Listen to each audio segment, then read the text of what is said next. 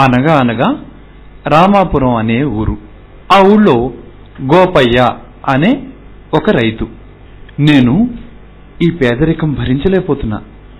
తపస్సు చేసి భగవంతుణ్ణి వరం అడగాలి. తపస్సు మొదలుపెట్టాడు. ఒకరోజు, గోపయ్య, నీ భక్తికి మెచ్చాను. ఏం వరం కావాలో కోరుకో. దేవా, నాకున్న ఒకే ఒక బాతు రోజు బంగారు గుడ్డు పెట్టాలి. దాంతో నేను ధనవంతుణ్ణి అయిపోతాను. తథాస్తు. రోజు ఒక బంగారు గుడ్డు పెట్టడం మొదలుపెట్టింది బాతు. రోజు ఒక బంగారు గుడ్డు చాలడం లేదు. నాకు కొన్ని వందల గుడ్లు కావాలి. దీని పొట్ట కోసేస్తే చాలా గుడ్లు వస్తాయి.